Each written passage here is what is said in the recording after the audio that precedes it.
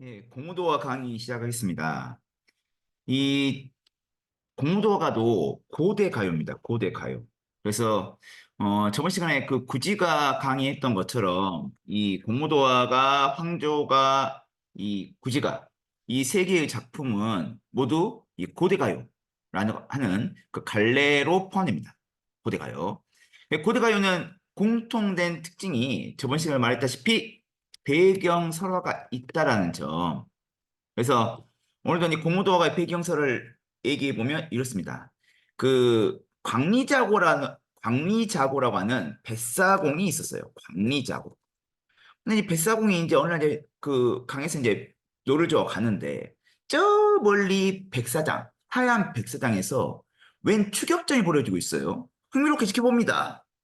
앞에는 뭡니까? 하얗게 머리를 풀어헤친 이 백수이고 광부, 그죠? 하얀 머리 미친 남자가 막 뛰어가고 있어요. 어디로? 강으로 뛰어가고 있고. 그 뒤로는 뭡니까? 여자가 막 울면서 쫓아가요. 막 쫓아가고 있어요. 그래서 막 부릅니다. 불러요. 야! 거기서! 불러요. 근데 막 이 미친 하얀 머리의 남자는 뭡니까?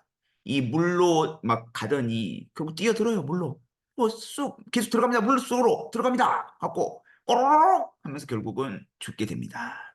그러자 이 하얀 백사장이 있었던 이 모래백사장이 있었던 이 여자가 거기서 이제 쓰러져 갖고 이제 슬피 울면서 노래를 부릅니다. 노래를 불러요. 어떤 노래냐? 오늘 할 이 공모도화가를 부릅니다. 그러니까 이걸 이제 들어요. 이 뱃사공 광리자고가 듣습니다. 그러고 나서 집에 가가지고 자기 아내인 여옥한테 이 노래를 들려줍니다. 이게 구전한 거죠. 그러자 이걸 듣던 이 여옥이가 이 공무인이라고 하는 악기가 있습니다. 현악기인데요. 이 공무인을 연주하면서 이 노래를 슬피 부릅니다. 그 탄생한 공무도화가. 그래서 이제 제1차 작가가 이 백수강부의 아내고 제2차 작가가 이 광리자고의 아내다. 여옥이다. 이렇게 봅니다. 그게 이제 공무도화의 배경설하고요. 여기서 이 하얀 머리에 미친 남자가 왜 물속에 뛰어들었냐? 이걸 이제 어떻게 이제 그 교수님들이 해석하냐면 이 백수강부가 이제 무당이었다. 근데 이제 이 무당이 이제 샤머니즘이잖아요. 그런데 이제 이 샤머니즘이 쇠퇴를 하게 됩니다. 쇠퇴를 하게 되면서 이제 그런 어떤 시대적인 어떤 그 좌절 그것 때문에 이제 무당이 이제 죽었다. 그래서 이제 이 종교에 우리가 이제 그동안에 심취해 있고 종교에 의지했잖아요. 그렇다면 이제 이 종교적인 지도자를 따르지 않고 하층 뭡니까? 이 아까 저번 시간에 했던 김수로총 뭡니까? 군장이죠. 왕에게 이제 의지하는 왕이 지도자가 되는 어떤 사회가 이제 펼쳐지거든요. 고대 국가가 이제 탄생하잖아요. 그러면서 이제 기존의 어떤 종교적인 지도자가 이제 쇠퇴하는 것을 상징적으로 보여주는 게 아니냐라고 많이 해석합니다. 자, 무튼 간에 이제 우리가 공무도화가 한번 들어가 봅시다. 뭐 내용은 간단합니다. 이 사구체의 한역 시가예요. 그래서 저번 시가도 제가 주의를 줬지만 한역은 한글로 번역되었다는 게 아니라 이 한문으로 번역되었다. 이겁니다. 그거 주의하시고요. 봅시다. 작품 내용 보시면 이미여 했어요. 토록부 형태로 말을 건네 어투 했죠. 선생님 만든 공식. 말을 건네는 어투. 돈어법은 감정을 다해 부르는 것이고 영탄법은 감정을 넣어서 말하는 것이고 말을 건네고 있어요. 어떻게? 이미요 했어. 근데 이미 대답했으면 대화체일 건데 이미 대답하겠습니까? 깨꼴락했는데. 그래서 이미요 했죠. 물을 건너지 마시오 했죠. 이때 물 첫 번째 게 등장하는데 이건 사랑을 의미합니다. 사랑을 상징해요. 그래서 공무도화가는 무조건 100% 시험에 나온 게 뭐냐? 물의 상징적 의미입니다. 그리고 이런 것을 우리가 원형적 상징이라고 해요. 상징에 세 가지 종류가 있습니다. 이 원형적 상징, 관습적 상징, 그다음 개인적 상징이 있는데 이 원형적 상징은 전 세계 모든 사람들이 공유하는 상징이에요. 공유하는 상징. 그죠? 그래서 옛날부터 있어 왔던 상징이야. 관습은 그 나라에서만, 개인은 그 개인 혼자만. 그래서 이제 점점 이제 범위가 줄어들지요. 아무튼 그 원형 상징 첫 번째, 물은 사랑을 상징한다. 그러니까 물을 건너지 마오는 뭡니까? 내 사랑 버리지 마세요. 이겁니다. 근데 임은 그의 물속으로 들어가셨네 했죠. 이때 두 번째 물은 뭡니까? 이 이별 의미합니다. 이별. 물에 빠져 돌아가시니 했죠. 이 세 번째 물은 죽음을 상징합니다. 가시님을 어이할 것이냐. 해서 이제 시적화자의 상황은 인과 사별한 상황이고요. 어이할 고 묻는 게 아니야. 예, 이거 서리법이고요. 그리고 이걸 이제 수능이나 모의고사에서는 뭐 의문형 문장을 사용했다. 의문형 어미를 사용했다. 이런 식으로 해갖고 결국은 시적화자의 어떤 감정을 강조하고 있죠. 그러면 이때 감정은 무엇이냐? 체념이죠. 좌절이죠. 이 돌아가신 인물을 내가 어이할 것이냐? 뭐 그런 내용입니다. 그래서 이제 인과사별이라는 어떤 글쓴이의 슬픔을, 시적화자의 슬픔을 말하고 있으니까 이런 작품 미적 범주가 뭐냐? 비장미가 느껴진다. 라고 하고요. 주요 내용 보면요. 작자는 백수광부 아내라고 돼 있는데, 이제 이거 해설선 잘못된 내용이고요. 왜냐하면 백수광부 아내가 1차 이제 작가이고, 2차 작가는 여옥이라고 보는 게 타당하고요.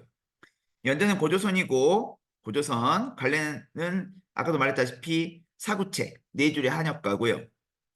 그 다음 표현은 물의 여러 가지 상징적 의미를 중심으로 시상을 전개했다. 시상을 전개했다. 그 시상 전개 방식이 물의 나열이죠. 그 다음에 별다른 수식이 없이 감정을 직접적으로 표출하였다 했기 때문에 이 작품이 감정을 절제한다. 그러면 개 멍멍이 소리, 개 쌉소리라고 이 X라고 해야 합니다. 제재는 무리고의 주제는 인물 여인 슬픔, 인과 이별한 슬픔. 의인은 집단적인 서사시, 저번 시간에 했던 구지가 있죠. 거기에서 서정시로 옮아가는 과도기적 작품이다. 그래서 어떤 집단과 개인의 어떤 성격 모두 갖고 있고 그 집단 성격 갖고 있다는 아까 그 말이에요. 그 백수강부가 이제 물에 빠져 죽는 게 이제 그 당시 사회적으로 봤을 때 이 무당, 샤머니즘 세태로 보고 있다는 거고요. 전통적인 정서인 한을 바탕으로 하고 있다 해서 한의 계보가 있어요. 한의 계보가. 그래서 이제 공모도학에서 쭉 시작해서 이제 김소월까지 이어지거든요. 근데 쌤은 더 많이 알고 있다 했죠. 이 김소월에서 거의 다 끝나요. 이 해설서는. 근데 이 김소월에서 그 다음이 누구냐? 정말 레전드 작가 중에 한 명인 서정주.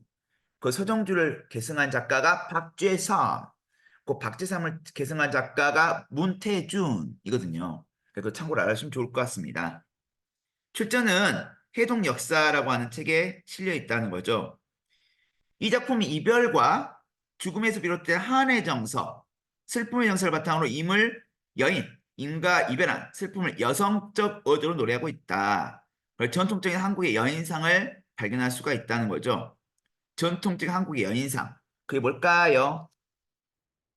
전통적인 한국의 여인상은 희생적, 헌신적 사랑이야. 그러니까 이제 다른 여자라면 이제 그 절대 죽지 못하게 꽁꽁 싸매갖고 가만 안 뒀겠죠. 근데 이제 결국은 이제 놓쳐버렸죠. 그럼 백성을 죽고 그 죽음 앞에서 어떠한 행동도 못했잖아요. 그냥 수용했잖아.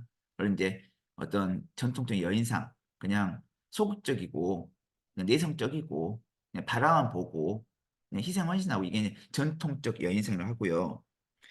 남편 죽음 보고 이별을 받아들여야 하는 수용이 하는 여인의 모습이 바로 그런 한국의 여인상이고요. 기다림하고 한 체념 속에서 살아왔던 인종, 인종은 참고 따르는 그런 어떤 여인의 마음을 볼 수 있고요. 이 노래의 중요한 제재인 중심 소재인 강물은 훗날 고려가요 서경별곡과 정의사 하한시 송인 등 많은 이별가로 계승됩니다. 이게 한의 계보고요. 한편 이 노래는 신화적 차원에서 해석되기도 하는데 즉 백스광부는 주신, 술의 신이다. 그 안에는 악신, 음악의 신의 성격을 지닌다고 보는 것도 있어요. 그리고 백수광부 행동은 황홀경에 들었던 신 또는 무당 행동이며 그 행동은 강물에 뛰어들어 죽음을 이기고 새로운 권능을 시험하는 의식 하나로 보기도 한다 했죠. 근데 그런 새로운 권능이 결국은 실패했죠. 그래서 자기 능력을 발휘 못하고 좌절하는 뭐 그런 내용이라고 볼 수가 있습니다. 네. 여기서 공무도화가를 마치겠습니다.